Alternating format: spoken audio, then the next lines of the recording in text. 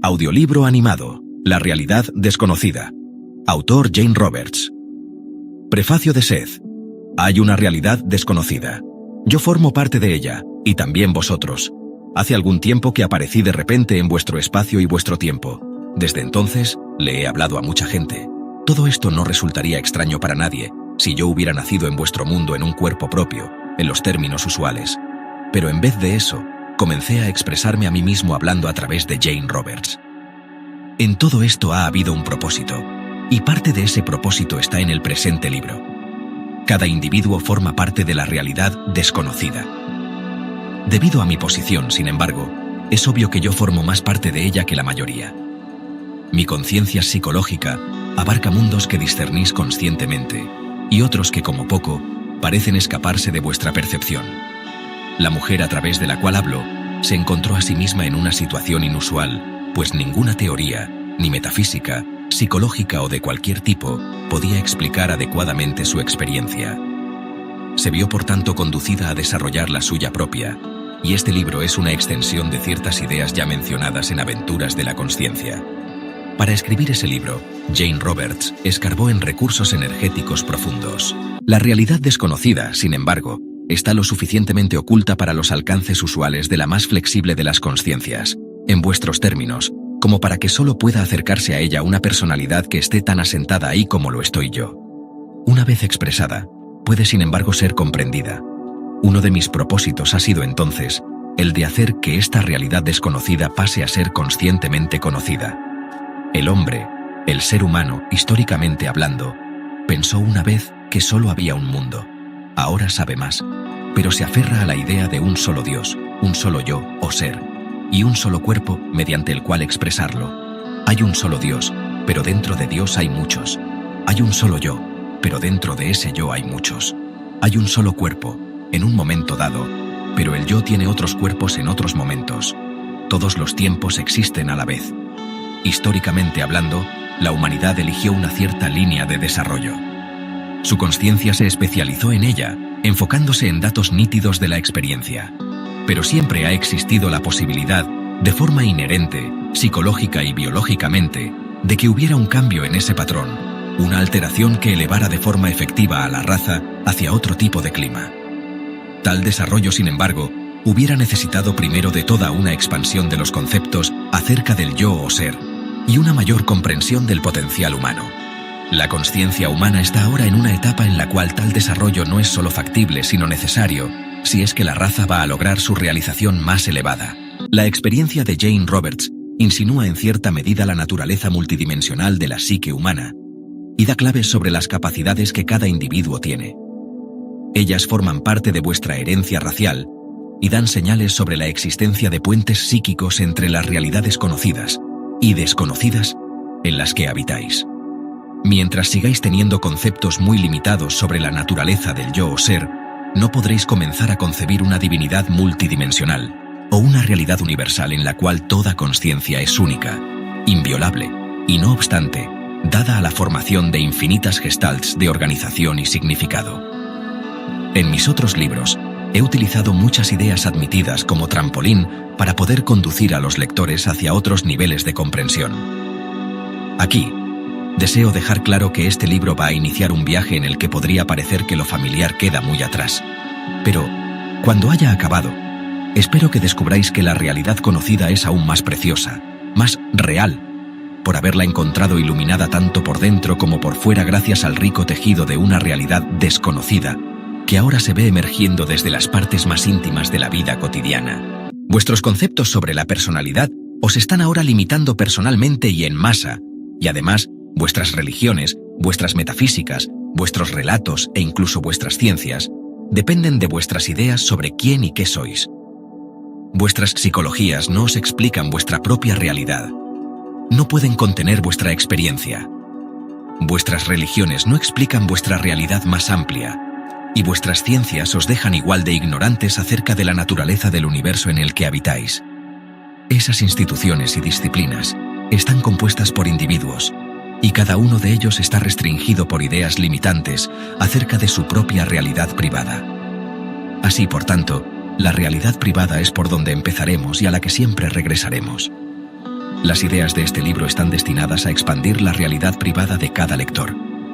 Pueden parecer esotéricas o complicadas, pero no están más allá del alcance de ninguna persona que esté determinada a entender la naturaleza de los elementos ocultos del yo o ser y de su mundo más amplio. Así que el libro comienza de forma privada. El marido de Jane Roberts, Robert Butts, se preguntaba cosas acerca de la muerte de su madre, el 19 de noviembre de 1973. En una sesión, él trajo algunas fotografías viejas. Ahora bien, la vida tras la muerte ha sido descrita usualmente en gran concordancia con las viejas ideas admitidas sobre un solo yo o ser, y en concordancia con los limitados conceptos sobre la personalidad. Así que aprovecho esa oportunidad para comenzar este libro. El yo o ser es multidimensional cuando está físicamente vivo. Es un triunfo de la identidad espiritual y psicológica que siempre está eligiendo, de entre una miríada de realidades probables, cuál será su foco propio, claro e inexpugnable. Cuando no os dais cuenta de esto, entonces proyectáis sobre la vida después la muerte todo aquello que esas viejas concepciones erróneas contienen. Esperáis que la muerte sea poco diferente de la vida, si es que siquiera creéis en la vida después de la muerte, pero que quizá contenga una mayor paz, una mayor comprensión y, como es de esperar, mayor sabiduría. El hecho es que en la vida os colocáis delicadamente, y no obstante perfectamente, entre realidades, y tras la muerte, hacéis lo mismo. Utilicé la oportunidad entonces para explicar la gran libertad disponible para la madre de Robert Butts tras su muerte, pero también para explicar aquellos elementos de su realidad actual, la de la madre, que durante la vida han estado conscientemente ocultos para él, para Robert, debido a los conceptos humanos sobre la naturaleza de la psique.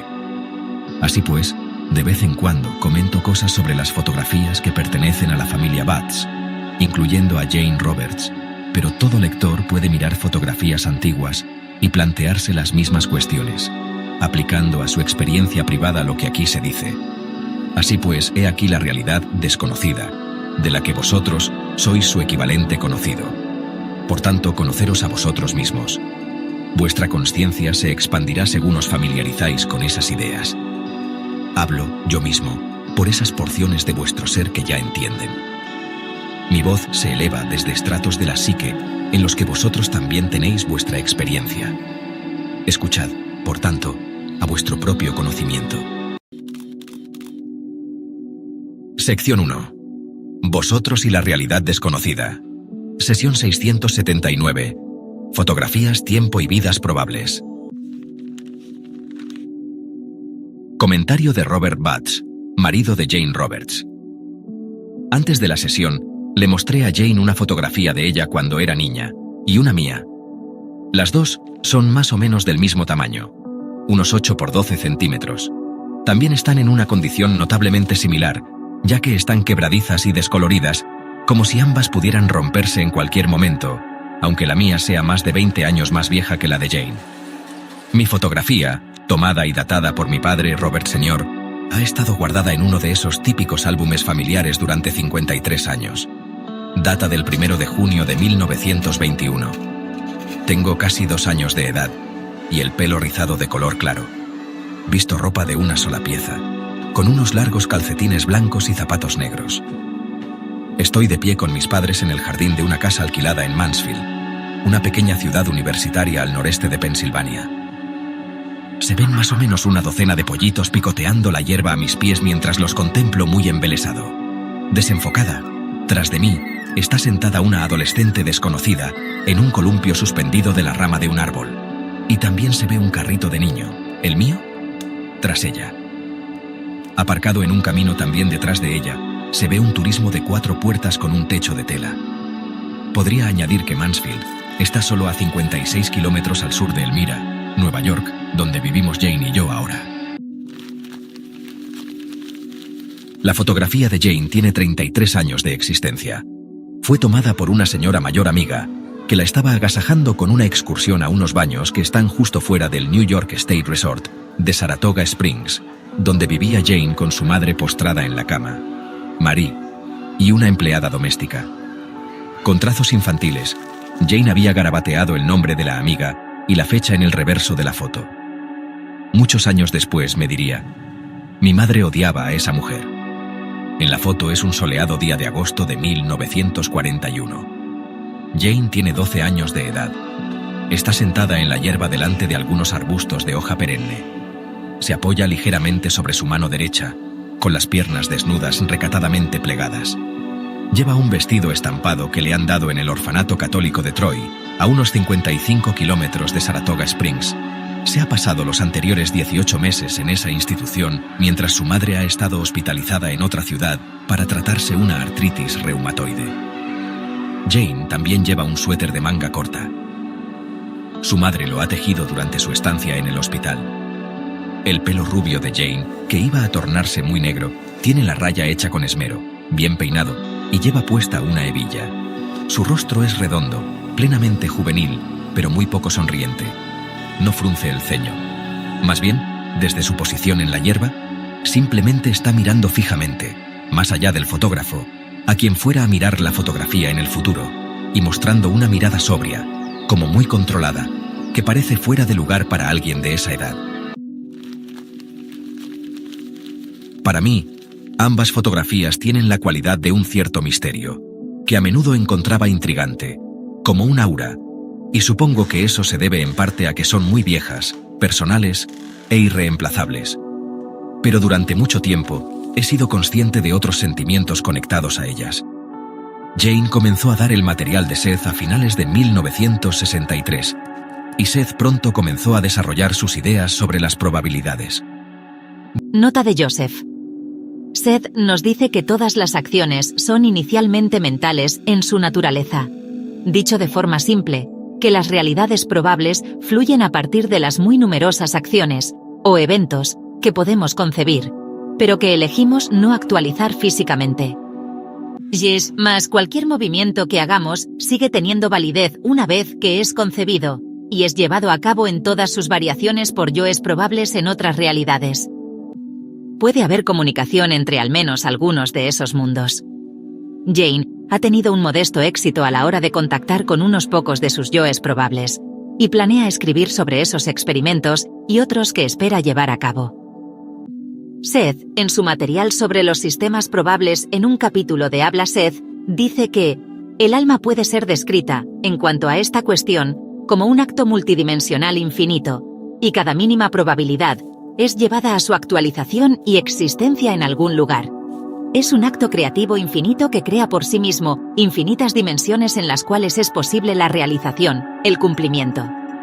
Fin de la nota. Seth continúa con el libro. Desde entonces, muchas veces, mientras miraba esas fotografías, me encontraba especulando sobre las realidades probables que rodearían a esos dos jóvenes sujetos.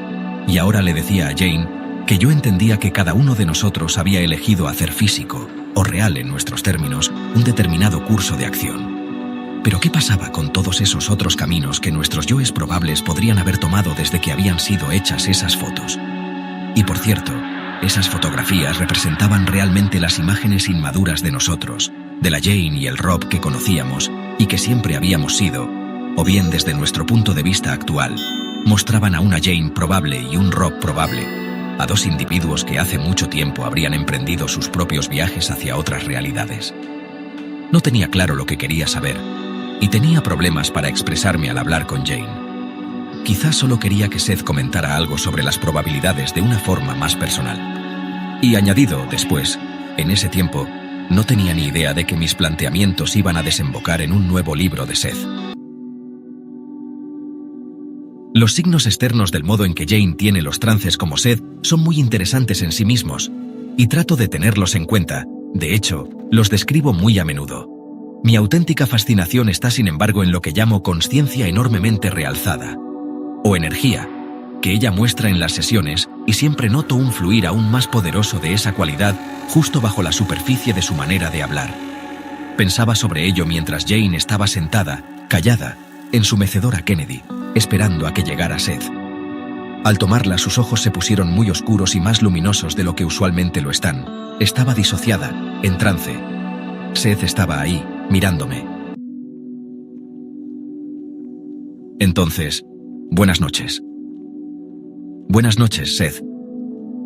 Como Seth, Jane tocó por un momento las dos fotografías que yo había colocado en la mesa de café entre nosotros y comenzó a hablar. Vamos a emplear las dos ahora, pero también podéis usar como material cualquier imagen por separado, si así lo elegís. Cada uno de vosotros, digo de nuevo, eligió a su familia y a su entorno. En vuestras notas hablasteis, hace 2 días, de la precognición en conexión con el arte, un tema excelente. La precognición, en esos términos, también se aplica a vuestro nacimiento, cuando, de forma anticipada y a niveles inconscientes, sois muy conscientes de las condiciones en las que os vais a encontrar. Las habéis elegido y las habéis proyectado hacia delante de vosotros, hacia el medio temporal. Sin embargo, las condiciones, aunque por un lado estén fijas, son por otra parte también muy plásticas, de modo que desde ellas puede fluir una variedad muy grande de eventos probables. Precognitivamente, os dais muy buena cuenta inconscientemente y de nuevo, dicho en vuestros términos, de los resultados de cualquier acción o causa dada. Cuando esta fotografía de Ruburt fue tomada, ya se había vuelto consciente de los intereses globales y de las preocupaciones que iban a dominar su vida futura, aunque el curso particular de esta aún no hubiera sido elegido. Hay algo aquí que echa una cierta luz sobre la experiencia actual. El trasfondo religioso estaba ahí. Por su preferencia y su petición, cambió de una escuela pública a una católica tras el 3er grado. Nota de Joseph. Jane está tratando acerca de los muchos y a menudo caóticos detalles de su vida en su autobiografía From This Rich Bed. Lleva trabajando algún tiempo en el proyecto junto con sus otros libros, y su autobiografía puede terminar siendo más de un volumen. Un resumen muy simplificado de ese libro sería este: Jane fue la hija única de Marie Burdo y Delmer Roberts.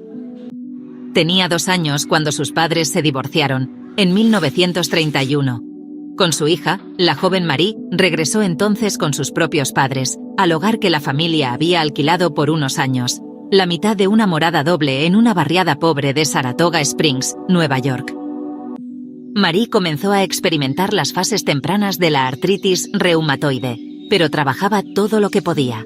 Finalmente, el abuelo de Jane, Joseph Burdo, con quien ella compartía una profunda identificación mística, fue incapaz de mantener a 2 personas más, y la familia tuvo que depender de la ayuda pública. Esto iba en contra de la opinión de su madre.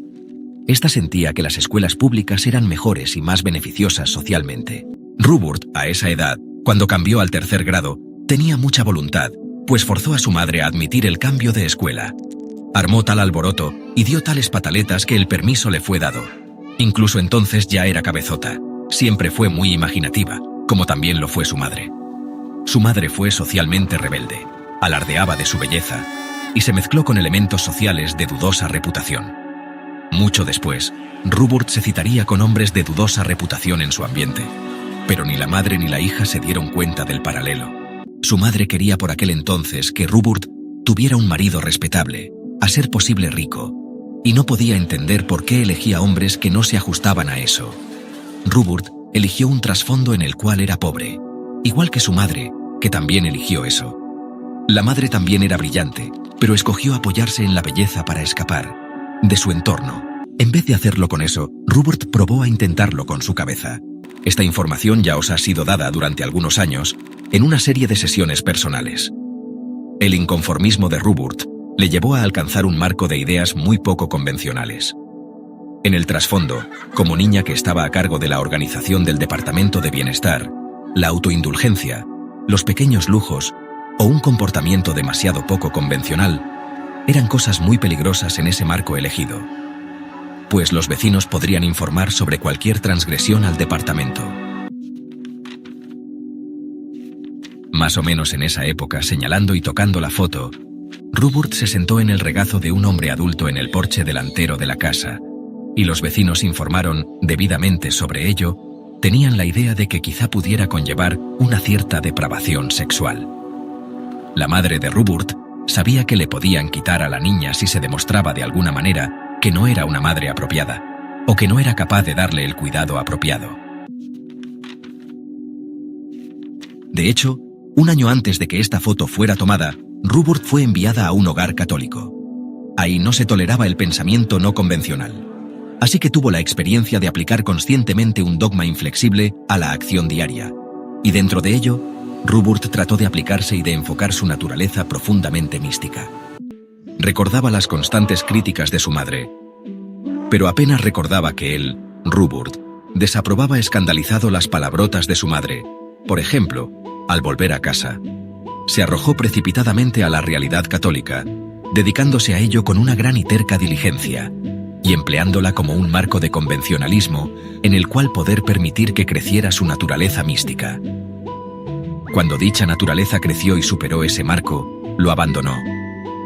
Todas las creencias que una vez le habían parecido tan legítimas fueron consideradas entorpecedoras, y todos sus defectos se volvieron claros.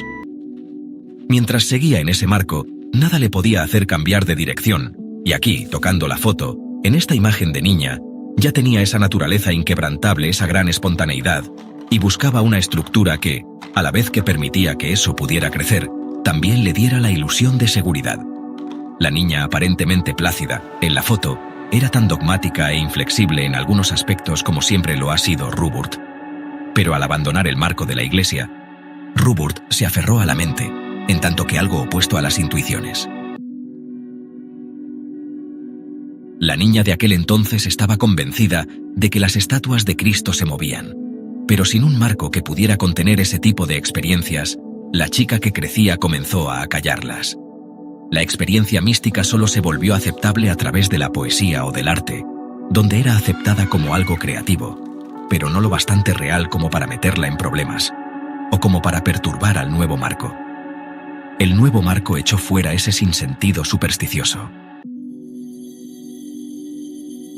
La mente fue puesta en marcha, y el arte se convirtió en un traductor aceptable de la experiencia mística y en un amortiguador entre esa experiencia y el yo. Rupert tiró así algo del bebé junto con el agua de la bañera. Lo místico se convirtió en algo clandestino, reapareciendo como ciencia ficción. De nuevo, en el trasfondo social y religioso de esa niña, las acciones mentales o físicas poco convencionales podían conllevar penas.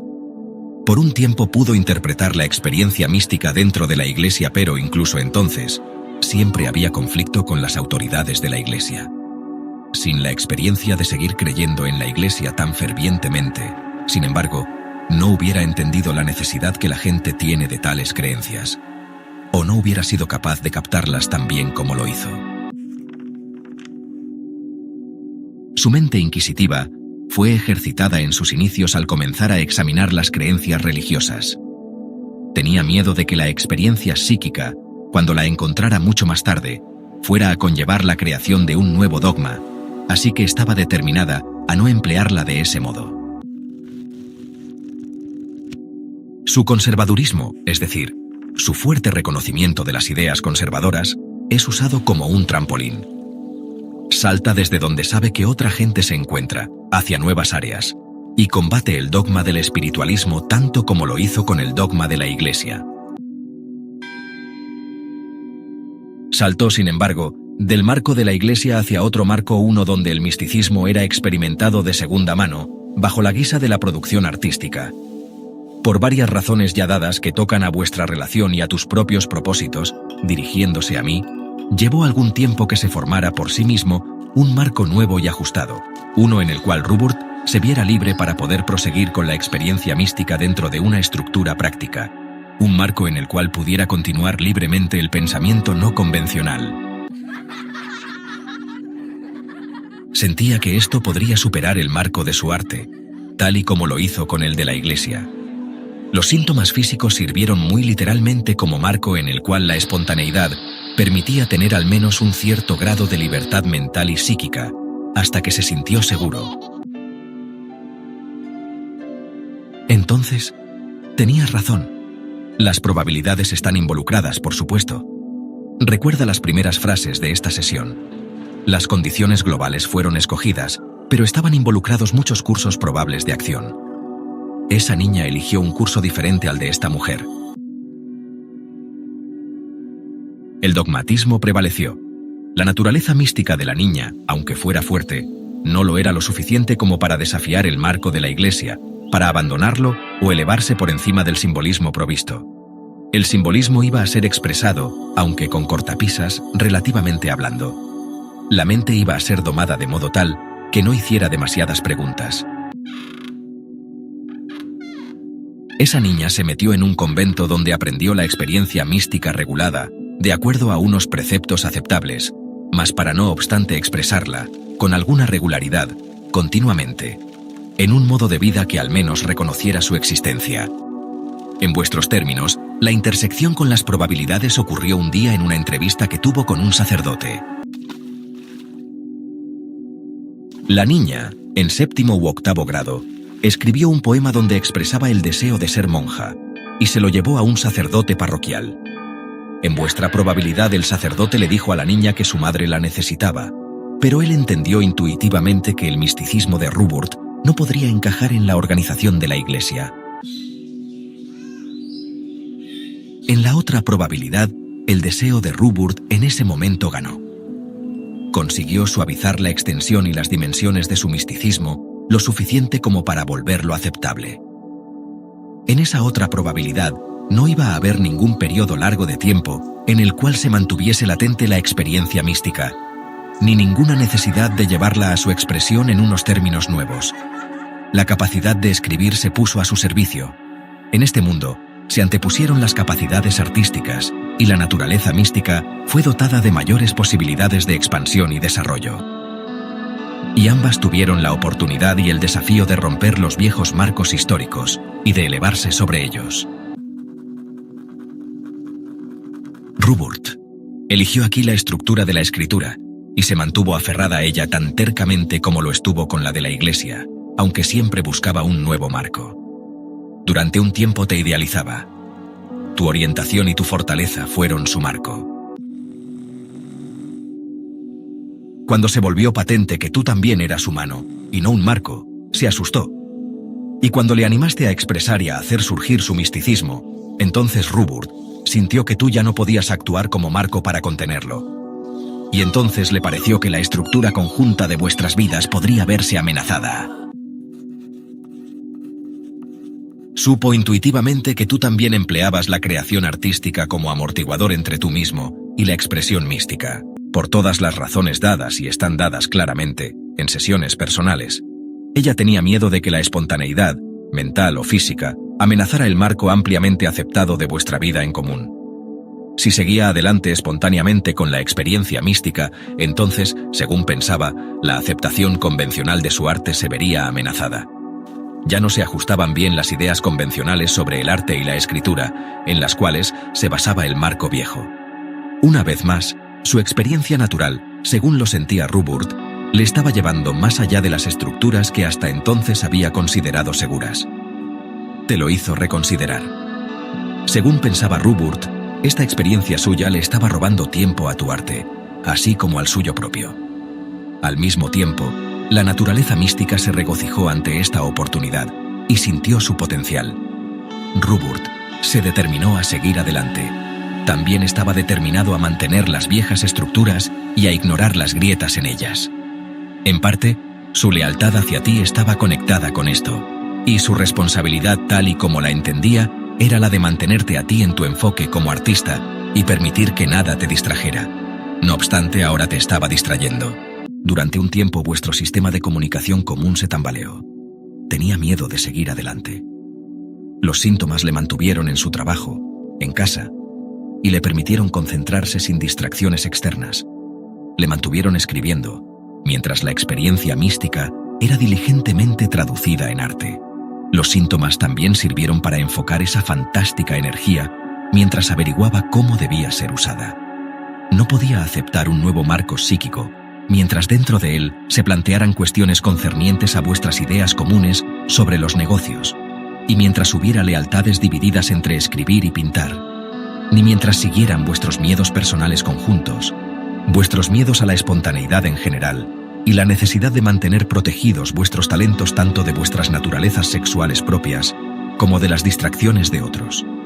No podía aceptar un nuevo marco y no se atrevió a soltar el viejo, así que los síntomas se convirtieron en la materialización física de esos conflictos y sirvieron para muchos propósitos. Esta niña, en la foto, creció en su propia probabilidad sin tales problemas. Los desafíos no están ahí, tampoco solo de forma latente. Rubur necesitaba enormemente constatar que tú le amabas y le aceptabas, tal y como ahora es en vuestros términos. Él obtiene de ti el sentimiento de aceptación como criatura que tiene, el que tú recibiste a tu manera por parte de tu familia en tus años tempranos. Tus objeciones y planteamientos, Joseph, y tu profunda desconfianza de las teorías actuales del mundo, todo ello tan intensamente compartido por Ruburt, así como vuestra insistencia conjunta en descubrir nuevas respuestas, fueron responsables de esas sesiones y de lo que iba a venir tras ellas. Tú percibiste su gozoso potencial, y él reconoció que lo viste. Algunas veces se siente perdido, y, como ser humano emocional que anda a tientas hacia ese potencial, necesita ser confortado. Tal y como ahora sabes, confortarle puede darte miedo a ti, porque vuelven hacia vosotros ciertas constataciones emocionales profundas y ciertos sentimientos que sublimáis en vuestras pinturas, e incluso en las experiencias místicas que también canalizáis a través de vuestra obra. Entonces, vamos brevemente por ahora a tratar sobre esto. Seth Jane agarró mi fotografía, que fue tomada cuando yo tenía casi 2 años de edad. Ese niño disfruta de grandes sentimientos de vigor y seguridad. En tu familia va todo bien por ahora. Estabas rodeado mayormente de amor y de afirmación. Tus padres eran jóvenes. Tu madre había dado 2 hermosos niños. Y ella también era una perfeccionista a su manera, y en su marco uno que tu padre nunca entendió. En la superficie, era una situación muy convencional, aunque por debajo era muy poco manejable. Había dogmas.